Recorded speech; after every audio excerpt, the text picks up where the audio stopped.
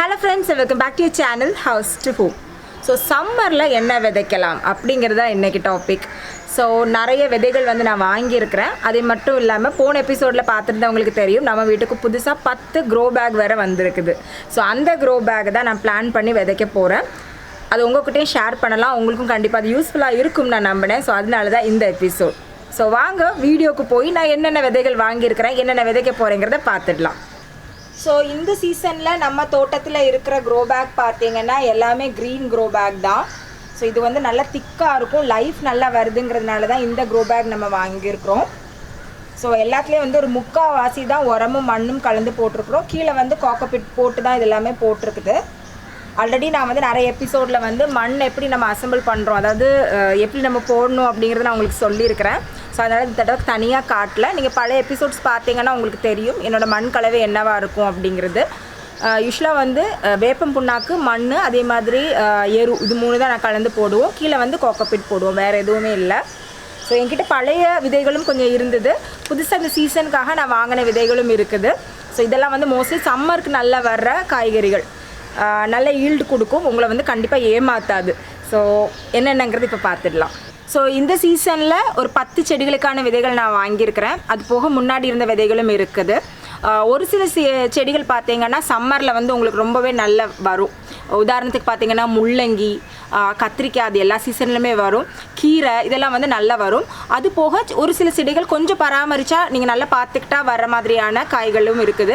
பழங்களில் பார்த்தீங்கன்னா water melon, அதே மாதிரி மஸ்க் மெலான்லாம் நல்லா வரும். ஆனால் நான் இந்த தடவை அது எதுவுமே நான் வந்து வாங்கலை. பிகாஸ் மாடியில் வந்து இப்போ கொஞ்சம் இடம் இல்லைங்கிறதுனால நான் வாங்கலை. பட் நீங்கள் அதையும் வந்து கண்டிப்பாக ட்ரை பண்ணுங்க, ஏன்னா அதெல்லாம் வந்து கொஞ்சம் கீழே படர விடணும். ஸோ அந்த அளவுக்கு இப்போ இங்கே இடம் இல்லைங்கிறதுனால நான் இந்த தடவை அது எதுவும் வாங்கலை. பட் எனக்கு பிளான் இருந்தது நான் வாங்குறேன் அப்படின்னா கண்டிப்பாக உங்களுக்கு அந்த அப்டேட் நான் கொடுக்குறேன். ஸோ இப்போ என்னென்ன விதைகள்னு பார்த்துடலாம். ஸோ இந்த 4மே பார்த்தீங்கன்னா பழைய விதைகள் தான். கத்திரிக்காய், இது வந்து நீல கத்திரிக்காய் விதை, இது வந்து குண்டு கத்திரிக்காய். இது வந்து எனக்கு நல்லா வருது. அதே மாதிரி இது வந்து பச்சை மிளகா விதை வாங்கியிருக்கு. இது பழசு தான், இது பச்சை மிளகா விதை இருந்தது. ஸோ அதுவும் வந்து நான் போட்டிருந்தேன். ஆல்ரெடி நான் பிரித்து நட்டுட்டேன் 3 க்ரோ பேக்கில்.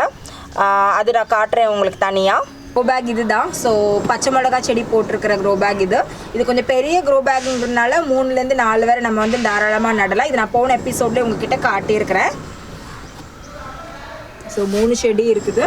பக்கத்தில் இருக்கிறதெல்லாம் வந்து பழைய செடி தான், பட் நல்லா காய்ச்சிட்டு தான் இருக்குதுங்கிறதுனால நான் அதை அப்படியே விட்டுட்டேன். இங்கெல்லாம் கூட வந்திருக்கு, நிறைய வந்திருக்கு பார்த்தியா.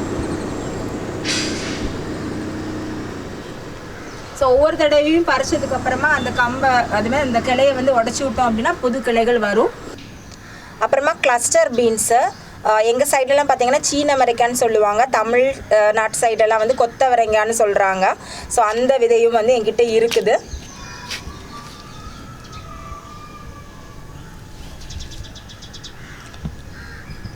இது வந்து செடி அவரை வாங்கியிருக்கிறேன். இது வந்து புது விதை.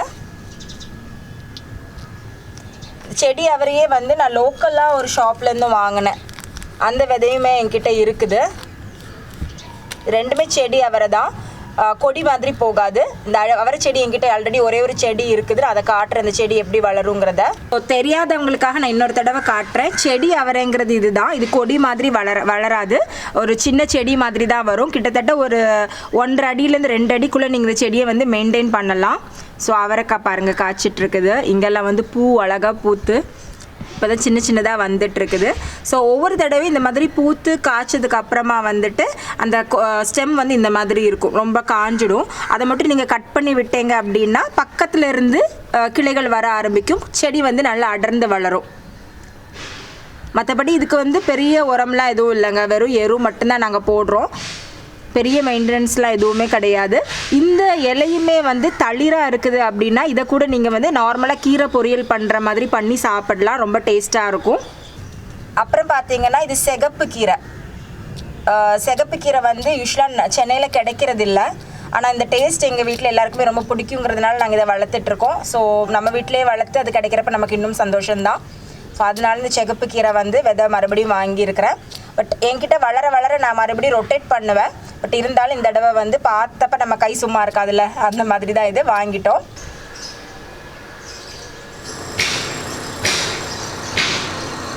ஸோ எக்ஸ்டர்னல் சவுண்டை கொஞ்சம் கண்டுக்காதீங்க, வெளியில் ஒரு கன்ஸ்ட்ரக்ஷன் ஆக்டிவிட்டி போயிட்டுருக்கிறதால கொஞ்சம் சத்தமாக தான் இருக்குது. ஸோ நான் சொன்ன சிகப்பு கீரை இதுதான், நிறைய பேருக்கு தெரிஞ்சிருக்கும். ஸோ என்ன மாதிரி இந்த கீரை உங்களுக்கும் பிடிக்குன்னா கண்டிப்பாக கமெண்ட்ஸில் ஷேர் பண்ணுங்கள். இது வந்து பச்சை கீரை. ஸோ இதில் வந்து 2 இது வாங்கியிருக்கேன், ஏன்னா என்கிட்ட இது விதை எடுத்ததும் இல்லை, அதனால் 2 பேக்கெட் வாங்கினோம்.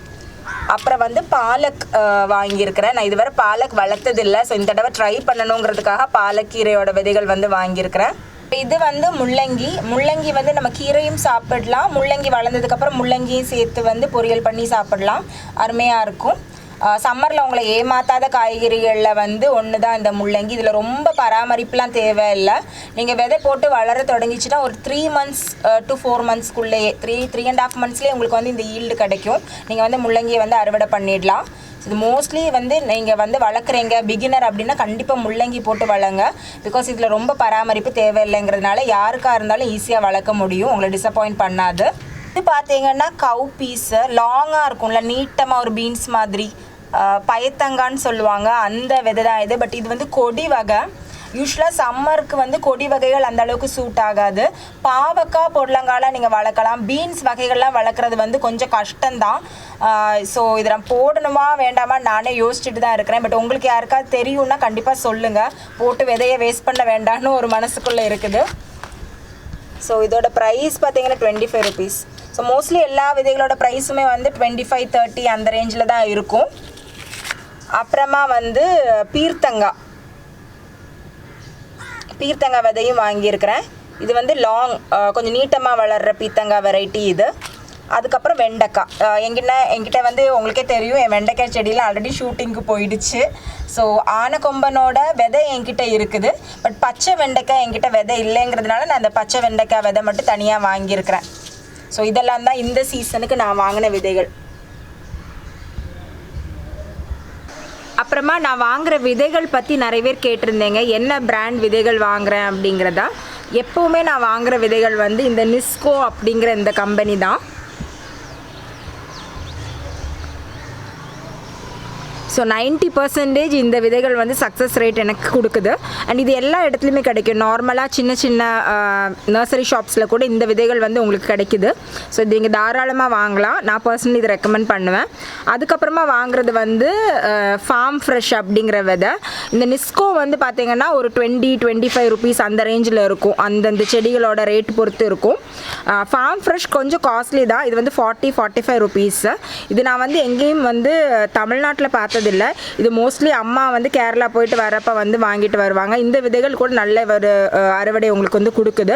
ஹவர் இந்த ப்ராடக்ட்ஸோட லிங்க் வந்து கிடச்சிது. இந்த விதைகளோட லிங்க் வந்து ஆன்லைனில் கிடைக்கிது அப்படின்னா உங்களுக்கு நான் வந்து ஷேர் பண்ணுறேன். ஸோ மறக்காமல் வந்து நீங்கள் செக் பண்ணி பாருங்கள். அது மட்டும் இல்லாமல் நான் யூஸ் பண்ணுற க்ரோ பேக்ஸு, அதே மாதிரி என்னோட டூல்ஸ், கார்டனிங் டூல்ஸு எல்லாமே நான் வந்து கீழே வந்து டிஸ்கிரிப்ஷன் பாக்ஸில் ஆட் பண்ணுறேன். ஸோ நீங்கள் யாராவது வாங்கணும்னு விருப்பப்படுறீங்க, யாராவது மாடி தோட்டங்கள் வந்து ஸ்டார்ட் பண்ணணும் அப்படின்னு விருப்பப்பட்டீங்கன்னா கண்டிப்பாக வாங்குங்க. சும்மா ஒரு 2 செடி மட்டும் வச்சு பாருங்கள். அது வந்து கிட்டத்தட்ட ஒரு எக்ஸ்பெரிமெண்ட் மாதிரி தான். உங்கள் ஏரியாவில் கிடைக்கிற அந்த மண்ணோ அந்த தண்ணியோ பொறுத்து வளர்க்குறது மாறும். ஒவ்வொரு செடிகள் வந்து அதோட வளர்ச்சி வந்து வேறுபடலாம். ஸோ நீங்களே ஒரு 2 செடி வந்து வளர்க்குறீங்க அப்படின்னா உங்களுக்கே அது தெரிஞ்சிடும். ஸோ இந்த செடி நம்ம வீட்டுக்கு நல்லா வளருது, ஸோ இது நம்ம வளர்க்கலாம் அப்படிங்கிற ஒரு இன்ட்ரெஸ்ட் உங்களுக்கு வரும். 2 க்ரோ பேக் வாங்கி நீங்கள் ஸ்டார்ட் பண்ணுங்கள். நல்லா வருது அப்படின்னா கொஞ்சம் கொஞ்சமாக ஒரு 2 வந்து மாதம் இன்க்ரீஸ் பண்ணுங்கள். ஸோ கண்டிப்பாக ஒரு அழகான மாடி தோட்டத்தை நீங்களும் அமைக்கலாம். இப்போ வாங்க விதைகள் வந்து விதைச்சிடலாம். 10 க்ரோ பேக்கில் பார்த்தீங்கன்னா 3 க்ரோ பேக்கில் நான் ஆல்ரெடி வந்து விதைகள் போட்டுட்டேன். முதல்ல இதில் தான் வந்து ஒரு தக்காளி செடி இருந்தது, அதை நான் வந்து இதில் தனியாக பிரித்து நட்டுருக்கிறேன். அப்புறம் இந்த 2 க்ரோ பேக்லேயுமே வந்து வெண்டைக்காய் விதை போட்டிருக்கேன். இன்னும் வளரல, பட் வெண்டைக்காய் விதை வந்து போட்டிருக்கிறேன். ஸோ முதல்ல வந்து நான் அவரைக்காய் விதைகளை வந்து போட்டுக்க போகிறேன். இது பெரிய க்ரோ பேக்குங்கிறதுனால நான் வந்து ஒரு 3 விதைகள் வந்து இப்போ போட போகிறேன். இல்லை ஒன்று வளரும், ஒன்று வளராது, அது நமக்கு என்னன்னு தெரியாது. ஸோ 3 வளர்ந்துன்னா நல்லா தான் இருக்கும். ஸோ போட்டுட்டு மூடிடலாம். ஸோ 2 க்ரோ பேக்கில் நான் வந்து அவரை விதை போட்டிருக்கிறேன்.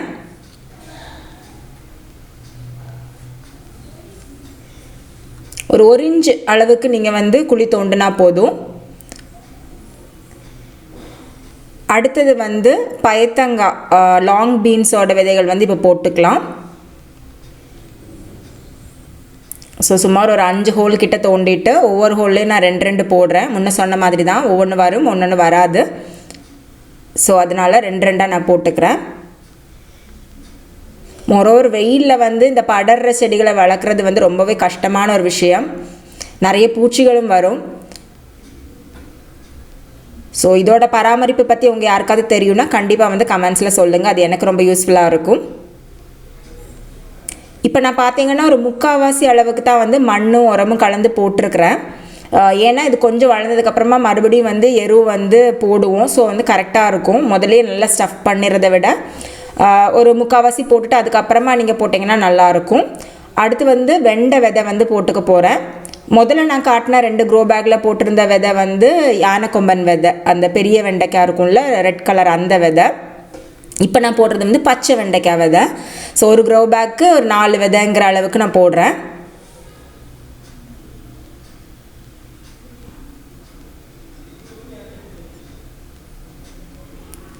அடுத்து வந்து முள்ளங்கி போட்டுக்கலாம். இந்த க்ரோ பேக் வந்து தாராளமாக ஒரு 10 வரைக்கும் நம்ம போடலாம்.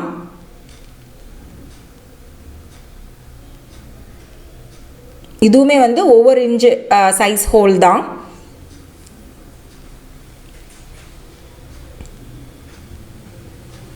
ஸோ ரேண்டமாக 1 இன்ச் சைஸ் ஹோல் போட்டுட்டு இந்த முள்ளங்கி விதைகளை நான் இப்போ வந்து விதைச்சிட போகிறேன். ஒவ்வொரு ஹோல்லையும் ஒரு 1லேருந்து 2 விதைகள் வரை போடலாம். இதெல்லாம் சட்டுன்னு வளர்ந்துடும். ஸோ முன்ன சொன்ன மாதிரி பிகினர்ஸாக இருந்தீங்கன்னா நீங்கள் முள்ளங்கிலாம் தாராளமாக வளர்க்கலாம். முள்ளங்கி வந்து நான் அறுவடை பண்ணுற ஒரு வீடியோ தனியாகவே உங்களுக்கு நான் போட்டிருந்தேன். ஸோ இன்றைக்கி பார்த்தீங்கன்னா கீரை வந்து சமைச்சிக்கலாம் அப்படின்னு நினச்சிட்டு கீரையை வந்து அறுவடை பண்ணிடலான்னு பார்த்து பிடுங்கிட்டு இருக்கிறேன். சரியான ஃப்ரெஷ்ஷாக இருக்குது கீரை. வந்து இந்த சிகப்பு கீரையை வந்து பராமரிக்கிறது எப்படி வளர்க்கணும், என்ன மண் கலவை யூஸ் பண்ணணும் அப்படிங்கிற மாதிரி டீட்டெயிலாகவே நான் ஒரு எபிசோட் போட்டிருக்கிறேன். ஸோ அதோட லிங்க் வந்து கீழே டிஸ்கிரிப்ஷன் பாக்ஸ் இல்லாட்டி மேலே ஐ பட்டனில் கொடுக்குறேன். நீங்கள் செக் பண்ணி பாருங்கள். உங்களுக்கு அது ரொம்ப யூஸ்ஃபுல்லாக இருக்கும். இந்த சிகப்பு கீரைன்னு இல்லை, பச்சைக்கீரையாக இருந்தாலும் சரி, அரைக்கீரையாக இருந்தாலும் சரி, எந்த கீரையாக இருந்தாலும் அதுதான் வந்து கீரை வளர்க்குறதுக்கான முறை.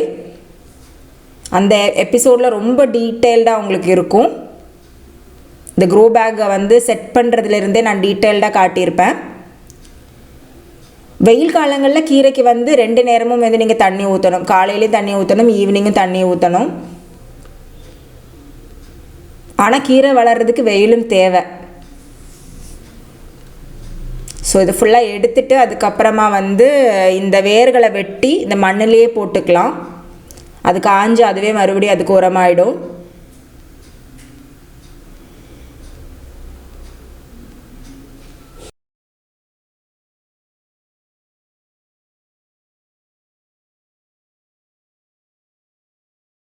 சரியான ஃப்ரெஷ்.